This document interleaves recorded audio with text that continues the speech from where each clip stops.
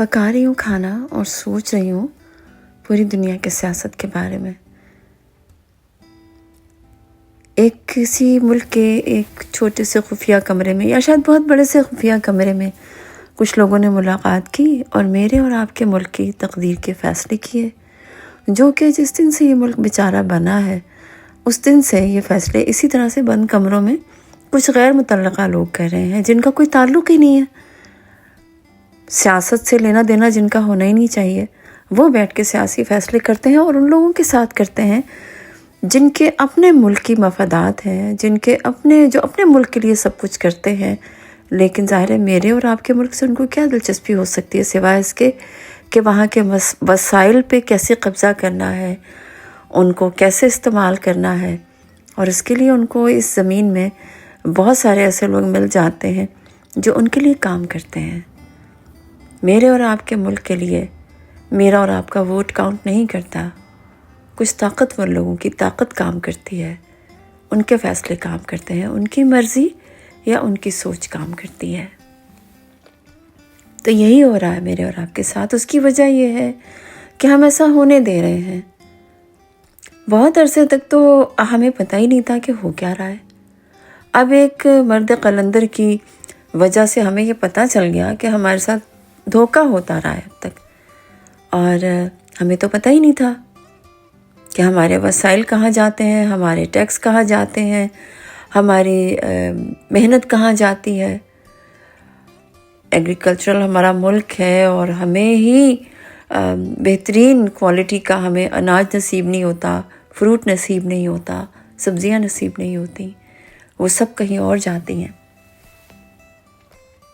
یہاں تک بھی ہوتا تو چلو برداشت کر ہی رہے تھے، لیکن پھر ہوا یہ کہ ہم نے آدھا ملک گنوا دیا انہی فیصلوں کی وجہ سے، اسی آمریت کی وجہ سے، اسی اقتدار کی کشمکش کی وجہ سے۔ ادھر تم ادھر ہم کا نعرہ بھی سنا ہم نے، اور بعد میں کچھ لوگ مارے گئے، بلکہ بہت مارے جاتے رہے۔ اور اس کی وجہ یہ ہے کہ ایک تو یہ کہ ہم اتنے بے خبر ہیں، کچھ یہ کہ ان کو پتہ ہے کہ ہمیں روزی روٹی کے چکر میں ڈال دیں گے، بھوکوں ماریں گے تو ہمیں صرف روٹی ہی سوجھے گی نا، تو بس انہوں نے وہی کیا اور یہی کامیاب رہا۔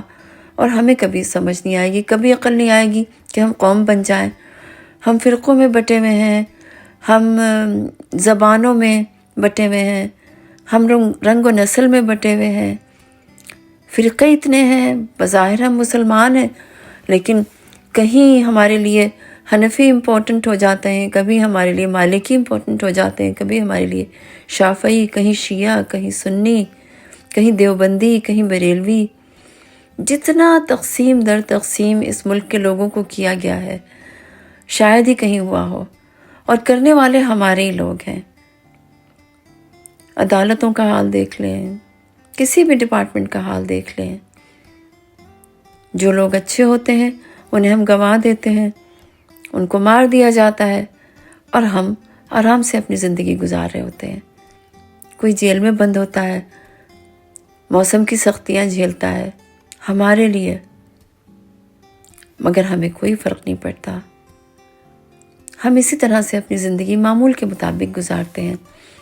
ابھی جو فیصلے ہوئے ہیں وہ اتنے خطرناک ہیں کہ پورا خطہ بلکہ پوری دنیا ان کا خمیازہ بھگت سکتی ہے۔ ایران، اسرائیل، پتہ نہیں کیا کیا چیزیں ہیں جو میں بظاہر تمہیں کھانا پکا رہی ہوں لیکن میرے دماغ میں یہی سب کچھ چل رہا ہے۔ مجھے اپنے اس پیارے سے ملک کی فکر ہے جہاں بہت سارے میرے اپنے لوگ رہتے ہیں، میرے اور آپ کے لوگ رہتے ہیں۔ ہم کیا کریں گے اگر اس ملک کو کچھ ہو گیا؟ کبھی آپ لوگ سوچتے ہیں، کبھی ہم لوگ سوچتے ہیں؟ تھوڑی دیر کے لیے شاید ایسے دو چار خیالات ہمارے دماغ میں آتے ہیں، پھر ہم بھول جاتے ہیں۔ کیا ہمیں یاد ہے کہ ایک شخص ہماری وجہ سے قید و بند کی صعوبتیں برداشت کر رہا ہے، جس نے شہزادوں جیسی زندگی گزاری ہے، جس نے ہمیشہ اس ملک کا نام روشن کیا ہے؟ کچھ ایسے لوگ قابض ہیں جن کا اس ملک میں کچھ بھی نہیں ہے، جو کسی بھی وقت چھوٹے چھوٹے معاملات کی وجہ سے اس ملک سے فرار ہو جاتے ہیں، پھر واپس آتے ہیں، کیونکہ انہیں کہیں اور حکومت کرنے کو نہیں ملے گی. ہم جیسے بیوقوفی ہیں جن پر وہ حکومت کر سکتے ہیں.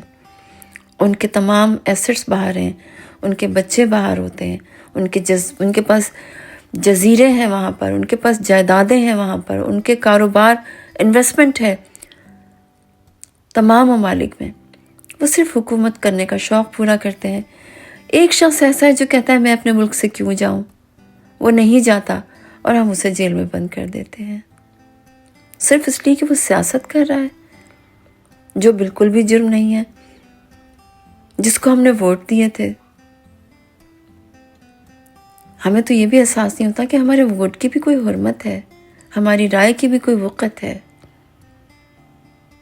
ہمیں کچھ احساس نہیں ہے.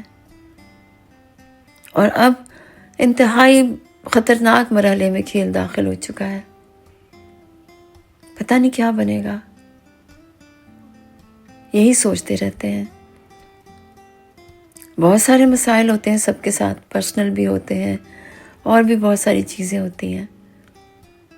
تنہائیاں بھی ہوتی ہیں، دکھ بھی ہوتے ہیں، خوشیاں بھی ہوتی ہیں. لیکن ان سب میں کہیں بہت بڑا ایک غم ہوتا ہے اپنے ملک کا.